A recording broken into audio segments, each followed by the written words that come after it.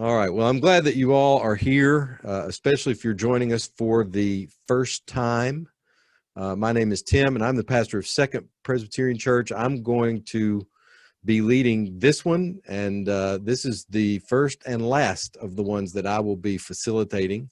We have several people lined up to lead and facilitate our future discussions, and very excited about what they have to share with us and things that they can lead us in. But before we go any further, how about I offer us a prayer, then we'll take care of a few housekeeping things, and then we'll get to it. So let's pray.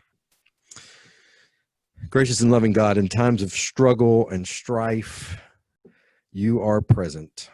And so we ask for your Spirit to be within us and among us as we engage in what might be uncomfortable and sometimes painful dialogue in an effort to move towards reconciliation and justice.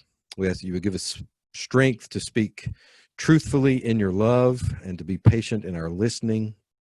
And we lift up to you all of our preconceived notions and distortions and illusions so that your creation may be made whole. We make our prayer in the name of Jesus. Amen.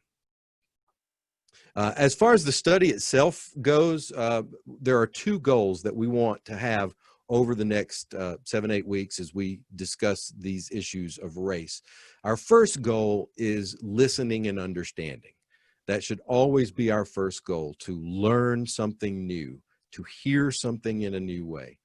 We don't come here to have our preconceived notions ratified. We come here to have our understandings challenged so that we can learn in new ways. So listening to other people, trying to hear what other people are actually saying and understand what they're saying and where they're coming from is much more important than asserting our point of view and our perspective.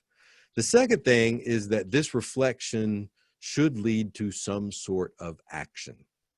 And to that end, we have put together a post-session reflection worksheet. And it looks like this. And I'm going to show you where you can get it in just a second, because this is available in both Word form and PDF form on our website. But what we would like for you to do is have this. If you have Word on your computer, you can just download it as a Word document and type into it. Otherwise, a PDF document and print it off. What we are hoping that you will do is take 5 to 10 minutes after the class. And this works great because rather than being at the church and you're eager to get out and get home and then you forget to do it, you are at your desk or your computer or in your living room right now. If you have this ready while it's fresh in your mind, you can print it out before you go eat supper or dessert or have that glass of wine or whatever you're going to do following the class. And basically it's a how much did I know and understand before the session started? When I think about this week's session, what's the most meaningful thing I learned? What challenged me? What are the takeaways? How do they make a difference in my lives? And then number 6, in light of our discussion, how might our congregation be called to participate in God's work of reconciliation and justice? What my hope is that after this discussion is finished, each of us will go in our own congregations in September maybe or late August and have a conversation with the other people that were part of this of what are we called to do. It's not enough just to reflect. The reflection needs to lead to action. And otherwise, we're just patting ourselves on the back for having a nice conversation. This should lead to something, our partnering with God and God's work of reconciliation and justice in the world. So we want to be reflecting all along on what kind of action that's going to lead to. Where you will find that is the same place that you will find the readings every week, and that is on our website. The readings will come out every week, either by email, well, both by email and on the website. So if you go to secondpres.org, which you should be seeing on your screen now, and you scroll down just under the picture of our 200th anniversary, it says click here for the Wednesday night study handout. That will always be for the upcoming session. But if you click on Wednesday night Bible study, that will take you to a page where you will find the post-session worksheet and that's the Word version or the PDF version, as well as every handout for each class. So if you want to go ahead and read ahead and download all the handouts, these are all in PDF form, and you can download them and get your handout. There's also a little bonus handout down here if you want to get that. But that's all on our website under Wednesday night Bible study. Are there any questions about where to find the reading or the post-session worksheet, how to get that on the website? Okay, I'm not seeing it. We do hope that you will read the reading every week. Tonight's class is sort of designed that if you didn't read it, it's okay, but we will be referring to it. So you will need it if you don't have it. So hopefully you've printed it out or you have it up on your computer there or something. We will need that for tonight. And we do ask that for future classes, you read that in advance to be prepared for the discussion. There also may be, like there was this week, extra homework. If you got the email for this, there was an extra reading that you could have read. It's advantageous to read that, but it's not required to read that. And if you've read all this and want to start reading other stuff on our blog, which you can also connect to through our website, there is a beginning, just emphasize beginning list of readings for you if you're interested in reading more about these topics. You will also need a pen and paper handy to jot down notes and ideas and questions. So if you don't have that, you might want to get that now. And then finally, we are trying to find a way to share stories with each other throughout the week so that, some people are not as comfortable discussing in this kind of forum, verbalizing. Some people are better at writing. So if you have a story you want to share or some thought about the week that the discussion that week that you would like to share with everyone, send that to me. And we're trying to find the proper place to put that, some sort of technology that allows us to read what other people are writing and reflecting on. And there will be more to come about that later. But just for now, if you think of something, we want you to write that down and send it out. Finally, this last thing, just the ground rules for our conversation. Number one, far and above all the rest, this should be, we hope, a safe space for us all to speak without fear of judgment. So please, if someone expresses an opinion or a view that you believe to be wrong, please do not attack people for that. Again, our goal is learning and understanding. This is a time for open dialogue and learning, so let's commit to that. Let's listen without judgment, listen without defensiveness. Let's go ahead and admit up front, this first topic is about, this is an uncomfortable discussion at times, and we're not going to shy away from that.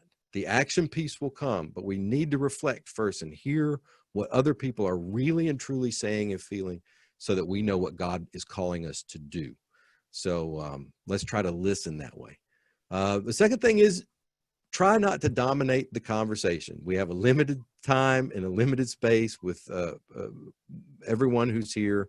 So if your first impulse is to jump in there and speak, check that impulse and wait a beat and let others speak first. As my mom used to say, you've got 2 ears and 1 mouth, act accordingly. So let other people speak and answer and share. Don't feel like you have to speak on every question, that you have to answer every question. A good way to sort of decide if you really need to speak is if you have something new to add, something different to add than what's already been said, then do that. But at the same time, please don't be timid about speaking. It's important that we share our thoughts and feelings. So if there's something you want to say it. Don't hold back just because you think other people don't want to hear what you have to say or that you might sound dumb. All voices need to be heard, regardless of our stance. That's the only way that we grow, is by being honest and allowing ourselves to be challenged. Third, remember that you might be wrong. None of us want to think that we are wrong, but we must always be willing to admit that we might be wrong. So listen as if you have everything to learn. Don't assume that you're the smartest person in the group. listen in such a way that you believe everybody here has something to teach you, and always be willing to admit that you might not be right. Number 5, none of us speak for our entire racial group. We speak for ourselves. So we shouldn't expect that whoever is speaking is doing so for everyone who looks like they do. And this is really important. I'm talking to you white people who are here tonight, because we often assume this for other white people, but not for persons of color. So let's not assume that persons of color are speaking for their entire race, just like we don't assume that we're speaking for our entire race. And then finally, remember that what you are saying is being recorded. So this is not a confidential space. It is a safe space, but not a confidential space. There will be other people who will watch this later. You may want to go back and watch it again afterwards to re-understand a point, or listen again to what somebody said. So just remember that how you speak to others will be heard, and what you say will be heard. So act accordingly. Any questions about the ground rules, or any of those kind of Zoom things? I'm not seeing any hands go up. All right. Well, then let's get started. So here's what I would like for you to do. I would like for you on your pen and paper to write down the word race. And now underneath that word, write down other words that you associate with the word race.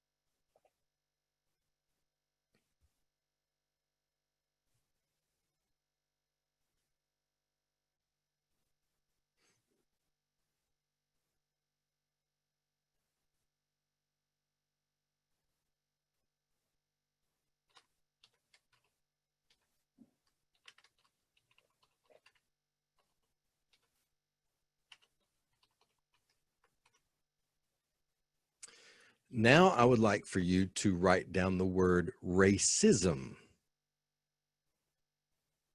And then do the same thing. Write down words that you associate with the word racism.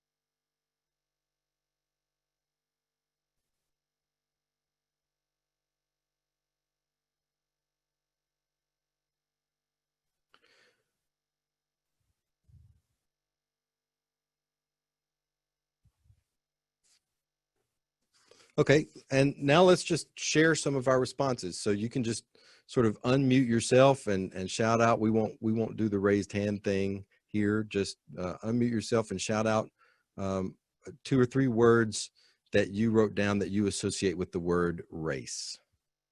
Ethnicity.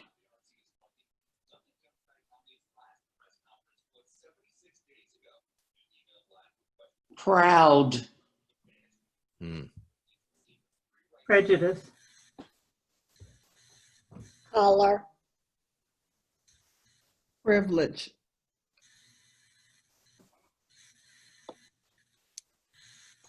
Entitled. Human. Humans. Poverty. Oppression. Legacy.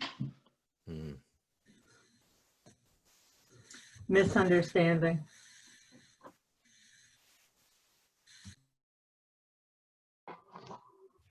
category on the census.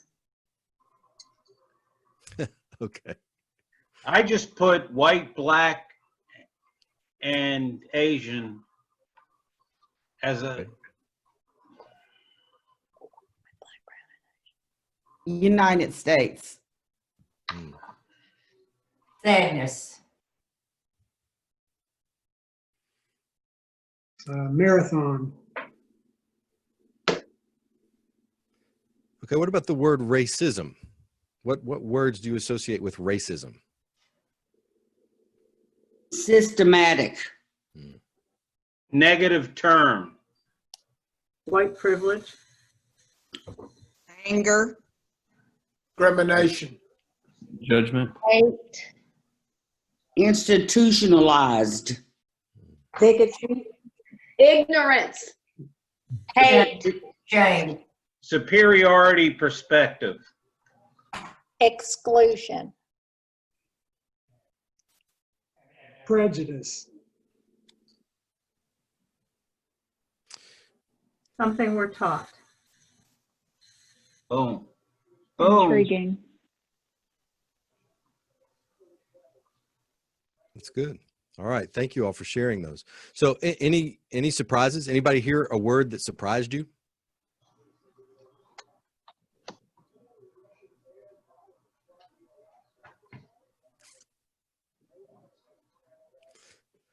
Okay, what kind of feelings do the concepts of race and racism generate in our society, do you think?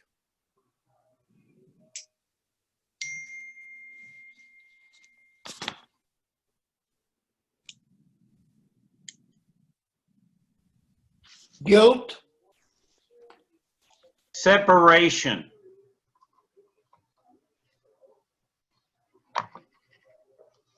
Anger. Mm, Conflict. Sadness. mm.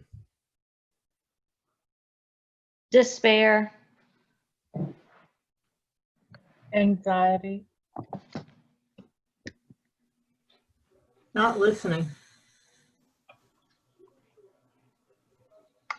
Blame.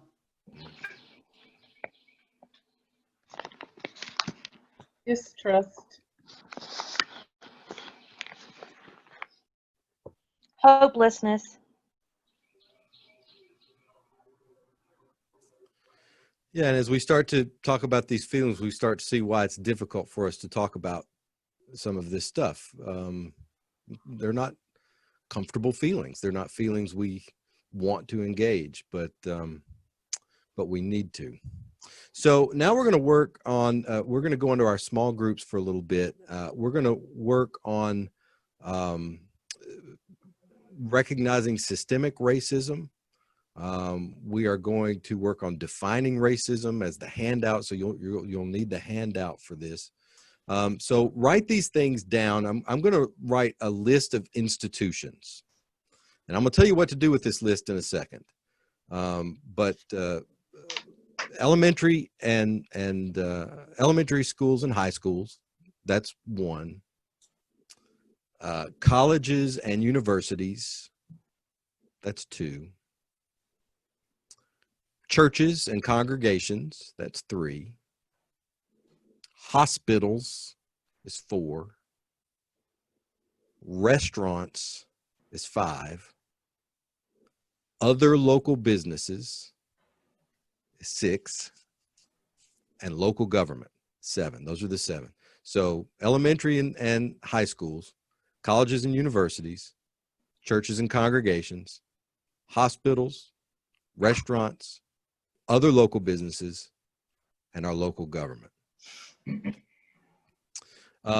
So what I want you to do when you get into your small groups, and again, if you missed the very beginning of this, you're going to be assigned randomly. So the first thing you want to do is introduce yourselves to one another, and then you've got time to discuss this. And when the little thing comes up telling you it's time to go, don't panic. You've got a minute. But we're going to do a couple of things here. So you're going to be in there for a good bit, 10 or 12 minutes or so. First thing I want you to do is discuss those institutions And the question is this: when you're in those institutions, in which positions do you find people of color versus in which positions do you find white people? So what positions, what jobs do you see the people of color doing in those places? What jobs, what positions do you see white people doing in those places? Then I want you to look at the handout, and beginning on page 2, and I'm going to show you where this is, beginning on page 2, where's my handout? Here it is. Where it says conversations about race often include stories that are hard to hear. Just kind of look, oh no, sorry, that's too low. The next one, conversations about race are important to help us discover the effects of our assumptions. Just sort of look through this study that was conducted by MIT and the University of Chicago about racism in employment. Don't spend a lot of time on that. What we're really wanting to get to after that is these definitions of racism. And at the bottom of page 2, it talks about 2 common ways of defining racism that have proven to be inadequate.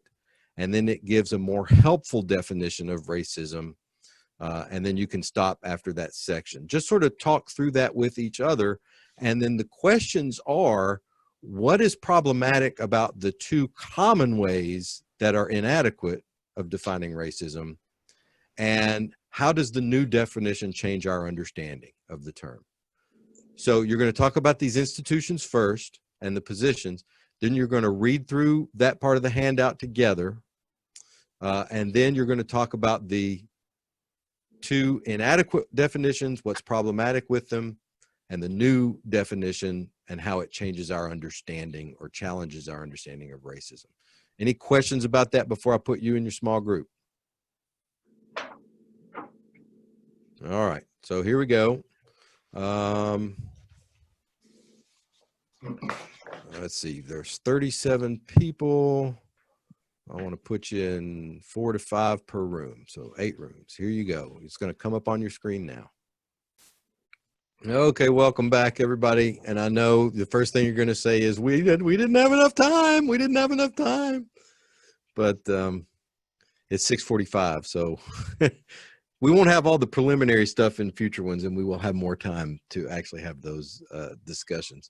I popped in, and most everybody was still on the thinking about institutions. I want you to start looking at that, thinking about that actively as you go out into the world and you enter in different places. Look around and actively notice, what positions do you see people of color in? What positions do you see white people in?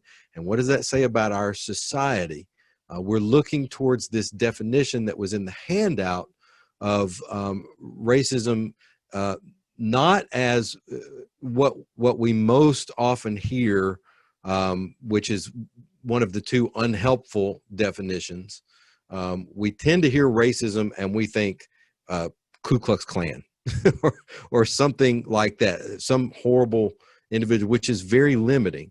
Or the other way we tend to think about it, which is not helpful, is a system of disadvantage, which puts us looking at people as victims rather than focusing on the system itself that causes the advantage. So the handout defines racism like this: interlocking systems of advantage as well as disadvantage based on race. And that then begins to help us think about racism in a very different way, as Kim said earlier, systematic. It's a systematic thing that it provides not only disadvantage, but also advantage. And we're going to be talking about that in one of the lessons, specifically what kinds of advantage that does create. I want to emphasize another definition. It's along the same lines that's in the paper that I strongly encourage you to read, especially those of you who are white, white fragility. And in fact, those of you who are not white, you will read it and smile. It was turned into a book, but this is the paper that book was based on. And it defines racism this way: encompassing economic, political, social, and cultural structures, actions, and beliefs that systematize and perpetuate an unequal distribution of privileges, resources, and power between white people and people of color. So when you hear that definition, when you read that definition, and I'm going to leave that up, what do you think? What do you feel when you see or hear this definition of racism? You can just unmute yourself and answer.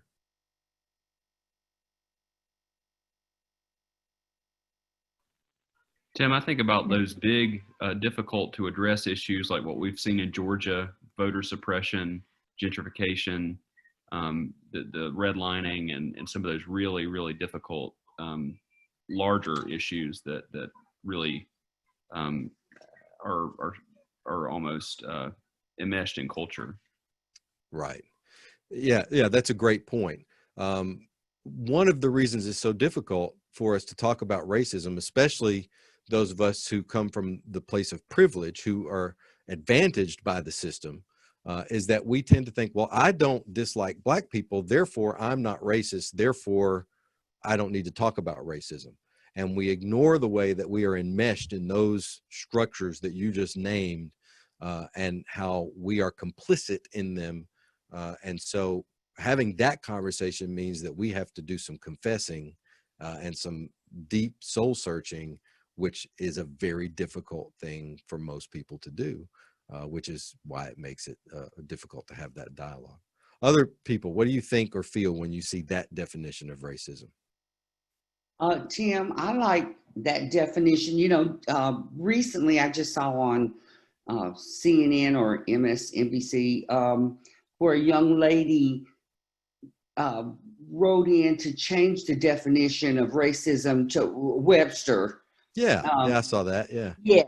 And so it, you know, she did talk about it being more systematic and institutionalized, and it just affects, which is very similar to what, you know, you have before us, but it affects education, healthcare, careers, finances, everything. Yes. So, but I do like what you have here before us. I think that's very similar. Yeah, absolutely. Thank you. I grew up in a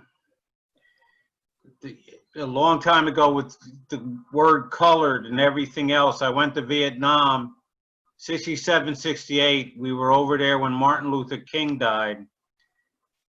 And in so many ways, when I came back, I realized how, though when I was there, we were all together because, you know, we're in war and have to protect brothers, sisters, and everything else.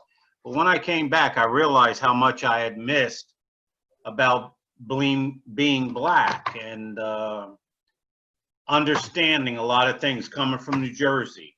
The whole deal is what I learned that I understood in 63, and I come down and talk to other people here. It's almost amazing the difference. Yet it was redlining up there, but the freedoms we had compared to the differences down here is whatever. You know. Right. Yeah. Yeah, absolutely. Well, please read the handout if you haven't, especially the rest of the handout, because it does begin to talk about some of the difficulties. What I would like to ask now, though, is when it comes to our understanding the difficulties of racial dialogue, here's a question that maybe those of you who are white may not have ever thought about before. How did you learn to identify yourself as someone of a specific race? Was there a particular moment when you had a realization of your race, or was it just always there for you? How did you come to identify yourself as a member of a particular race?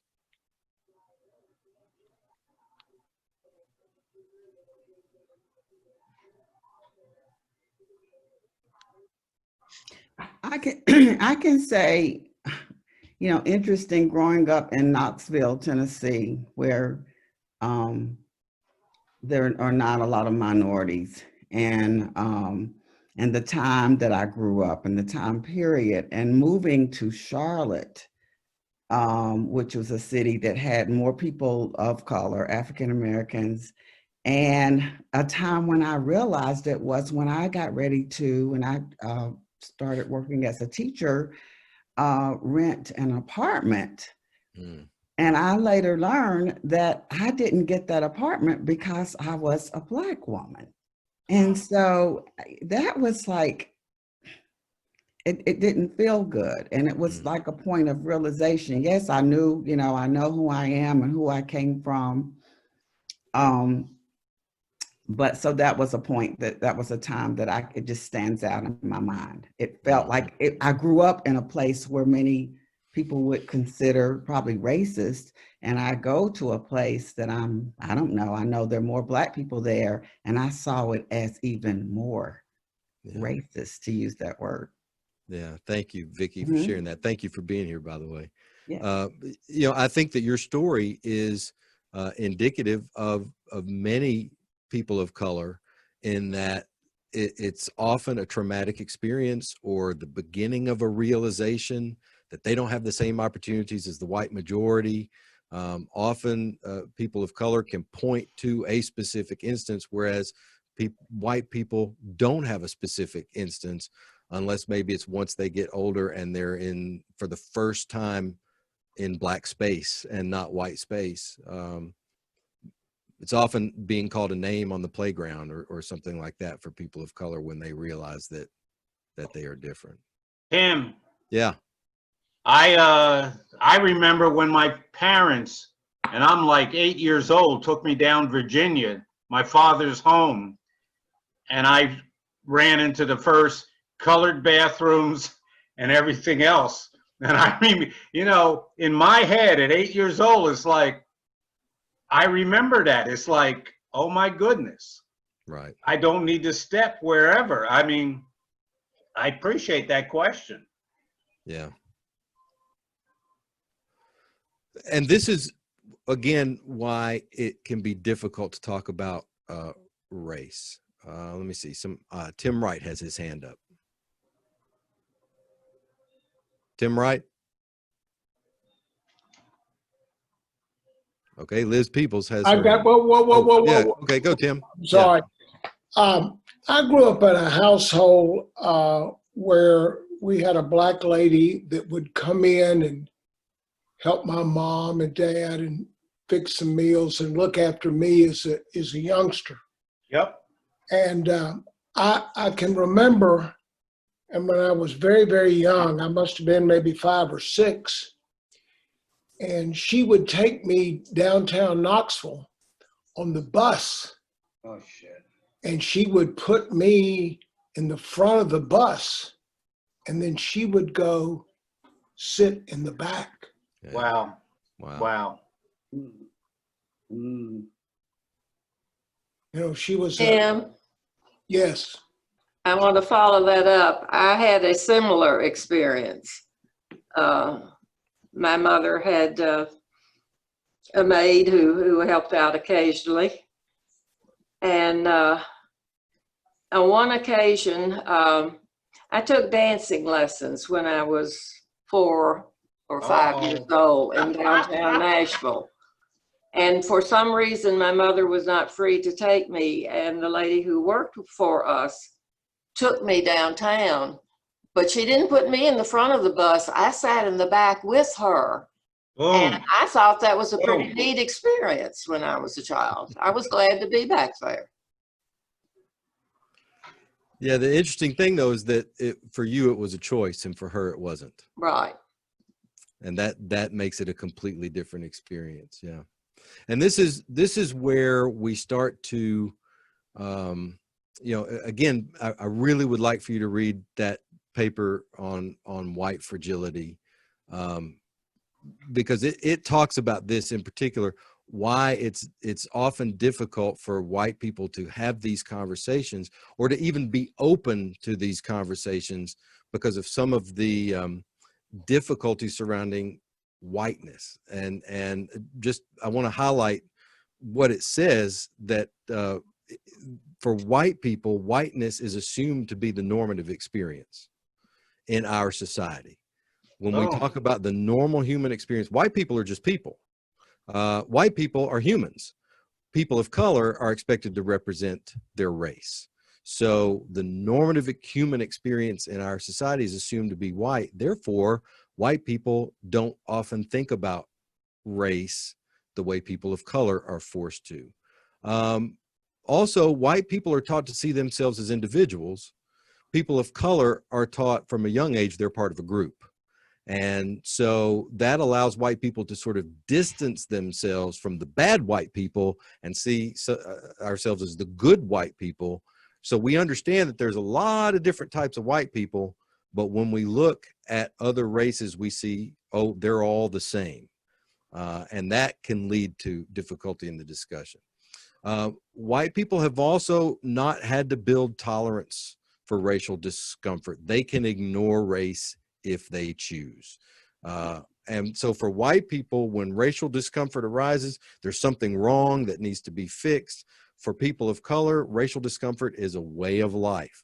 One of the interesting things this paper talks about, which if you think about the recent instances of white people calling the cops on people of color for doing nothing, the paper says that white people often confuse comfort with safety. And we say we don't feel safe when what we really mean is we don't feel comfortable. No. And that we're used to feeling comfortable. And so that's why we have a hard time engaging with race issues, because it makes us uncomfortable. We also are forced with the fact that society presents us with positive image of the white self and negative images of others. And that leads to psychic belonging. White people look everywhere and they see their own images reflected back as heroes and heroines and standards of beauty and even gods and goddesses, which leads to positive self-esteem for white people. People of color see themselves as the bad guy, as the villain, as the crook, as the criminal, as the mugshot. That's where they see their image reflected, which leads to a negative self-esteem and a psychic unbelonging. And so then what happens is when Black people try to overcome that by lifting up positive images of themselves, white people see that as them being against whiteness rather than for their own positive imagery. And this is very subtle. I can remember when my daughter was young, we received, my daughter, for those of you who don't know, is African-American. And we received this catalog in the mail for Halloween costumes from Lillian something. I can't remember the name. But I remember being struck for the first time in my life. I had been looking at this catalog every year it came in the mail with my son. I'd looked at that catalog and never noticed what I noticed once I had a daughter who was a woman of color, and that is there were no African-American people in that catalog except for one little girl, and she was dressed as the devil. Mm. All of the doctors and the lawyers and the firemen and the policemen were all white. The only Black girl in that entire catalog was dressed as the devil. That says something to my daughter about what she is allowed to be by our society. And it says something implicit to young white kids about what they're allowed to be by our society. And so those images play into our psyche in ways that we can't even realize. And then finally, white people tend to only discuss race in regards to people of color. People of color are the carriers of race. Right. So it's that what I was talking about Sunday morning in the sermon, white space versus Black space. White people don't have to go to Black space, so they don't have to carry that psychic burden of race. But Black people can't exist without being in white space, and so they're always carrying that psychic burden of race with them all of the time. And so all of these differing experiences are what lead to an uncomfortable conversation when it comes to issues of race, because just simply white people are used to being able to say, I don't want to talk about it, and not having to, whereas people of color don't have that luxury. And so when we come together in conversation like we're attempting to do here, we have to overcome those differences and realize that we're coming from those very different perspectives, and we have to honor, especially those of us who are in the privileged position, honor the perspectives that people of color bring to the conversation without being defensive or thinking it's abnormal. It's just a different lived experience, and we have to be aware of that experience if we want to have that conversation. Does that make sense? Yeah. Thank you. Outstanding. Yeah. That's the reason I wanted to lead this first one, because a white person needs to say that to white people, right? Am I right? Right. But from here on out, all of these sessions are going to be led by people of color, and so it'll be a different dynamic. But I just wanted to make sure we all understood that. And again, I cannot emphasize enough how important, how eye-opening that paper can be for someone who's never thought about these kinds of things before. I highly encourage you to read that before later discussions. I do want to close with this last shot, and this is again, it's in the handout. This wonderful quote. The handout goes on to talk about that Scripture's remarkable promise is that we're all made in the image of God, and so that means that God's imagination, that God's love is diverse. It talks about a rabbi who says our challenge is to see God in the face of those who do not look like us. It talks about both the Hebrew and Christian scriptures call us to realize that we're created to be neighbors who care for one another. And then it has this quote, that diversity is not a problem to solve, it's the context in which God invites us to live with love. And I think that's a fantastic quote. And so for your homework this week, in addition to reading that White Fragility paper, I would say meditate on this. Spend some time each day in prayer and meditation on this quote and what this means for our life together as children of God. It's in the handout. So before we close, any closing thoughts or comments or questions about how this is going to go in future sessions, or anything that tonight that you would like to share from tonight? We want to apologize for being late. We thought it started at 7, and so we are from Fountain City Presbyterian. So I apologize for being late. I saw that it's recording. Can we get the recording? Yes, it took me a minute to find you. Hi, Linda. Welcome.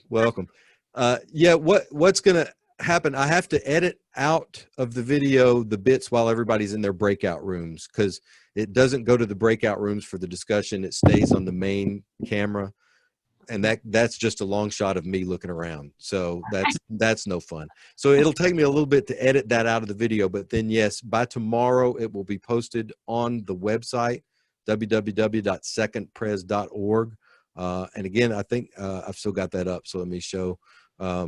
If you go to 2ndpres.org, the handout for each week is right here. This will always be the next session. But if you click on Wednesday night Bible study, are the handouts for all the sessions, and what will happen is the videos will appear here. So this was our previous one, and you can see the video and the PowerPoint and the video and the PowerPoint. That's what it'll look like. Tonight's video will show up right here, and you'll be able to watch that beginning tomorrow. Thank you very much. Thank you. Yeah, Sorry again. no problem. I guess I didn't read the email. No, it's okay. I saw someone else had their hand up, but it went away. Was it Margie Gill? Sorry. I just wanted to share a quick experience that when I was in my 20s, I went to visit a friend of mine who was African American and lived in a minority community in Washington, D.C. And every day, when she went to work, I would ride the bus into the museums. And I was the only white person on the bus. And for me, it was such a revelation to walk in the shoes of when African Americans are in situations where they're the only black person in a situation, and I was the opposite, which I think doesn't happen real often for white people, to be the only white person and to just sort of soak up how that feels. Yeah, exactly, Margie. That's what we were talking about Sunday morning with that concept of white space and black space. For white people, we have to intentionally put ourselves in a place where we are in the minority. But for people of color, that's an everyday reality for them. Right. So we have to be very intentional about doing And it. it's a real awakening. I mean, it really helps you to understand, and we can never understand the same because we do have white privilege, but to walk in those shoes a little bit helps. Yes, exactly. Tim, Yeah. I'm struggling because I lost my raise your hand button. I don't know. Okay, it's all right. But I wanted to say that I enjoyed tonight. I have to say that I was very apprehensive. I think when you bring up the term race, and I think as an African American, a Black woman, I'm thinking of, I'm not going way, way back, but I can think of my grandparents and things that my parents have gone through and things that I've gone through. And then I look at, the state of our union today, George Floyd, Rayshard Brooks, may have mispronounced his first name, Mr. Brooks, and just, was killed in Atlanta. I have to say that I was extremely apprehensive about this, but I'm really glad that I zoomed in, and it's been enjoyable. And I think that we need to have more discussions, and I look forward to future times that we can speak, and it helped tremendously that my sister agreed to participate as well. And I want more people from my church to participate, but I thank you for starting this discussion. Thank you, Kim. I'm glad you're here. And that's actually one of the benefits of Zoom, is that it's much easier and less threatening to open up that computer and open up that window than to get in your car and drive up here to the big house on the hill. You know what I'm saying? It's much easier to do this and less threatening. And I don't blame you for being apprehensive. I would be too. In fact, a couple of people that I asked to lead declined, because they said, we've seen this before. White people just want to get together and talk about this and then pat themselves on the back and feel good for doing it. And nothing ever changes. And I think we're in a moment where people are willing to hear differently, to listen differently. I'm praying we're in that moment, and that maybe out of this change will come. And when I talked to Jim Ford, that was his big thing was, it's one thing to talk, but at the end of this, what's the action going to be? Where are we headed with this? And I think we have to do that. Jim's raising his hand. Yeah. Tim, this is great. I agree. I was apprehensive too. I grew up Methodist, and we've been down this road. They've talked about this however, the reality is we are at a place where tipping points is going to happen. Too many institutions and people are talking about this. If we pass this opportunity, I just don't imagine what would happen on the other side of this. So thank you. And your leadership has been great in this. Thank you, thank you, thank you. Namaste. Thank you. And I want to say too, before we go to those of you who are white, I want you to hear what Kim and Jim are saying, and maybe ask yourself why that is. Because I think that everyone here, at least I'm hoping that everyone here, since we're all mostly Presbyterian, we all think of ourselves as good liberal white people who aren't racist, who are very open to these kinds of dialogues and very open to interactions. And yet we're hearing our brother and sisters say they were apprehensive about having this conversation with us. And I think it's helpful to us to ask ourselves why that is. And again, I can't recommend that paper, White Fragility, high enough in terms of having some concise explanation. It's a very complex issue, but that paper at least has some concise explanation as to why that might be, in terms of how we tend to think and how defensive we tend to get, even those of us who are good liberal white Presbyterians. Yeah. All right. So next week, if you look there, Dr. Bragg, raise your hand. Can you wave? There's Dr. Bragg. If you see her there, I think I can spotlight her. There you go. That's Dr. Bragg. Dr. Jacqueline Bragg will be leading our discussion next week. It's Racism 101. The handout is already on the website, but if you would rather wait, you'll get it delivered to your inbox next Tuesday, along with the Zoom link for this class. So thank you everyone for being here. We hope to see you again next week and the following and the following. I think committing to this kind of long-term discussion is the first step in knowing what God is calling us to do together. So I hope you will be back here every week. And in the meantime, may you go with God and may God be with you. So thanks for being here tonight. Thanks, Tim. Yeah. Thank you. Thank you. Thank you.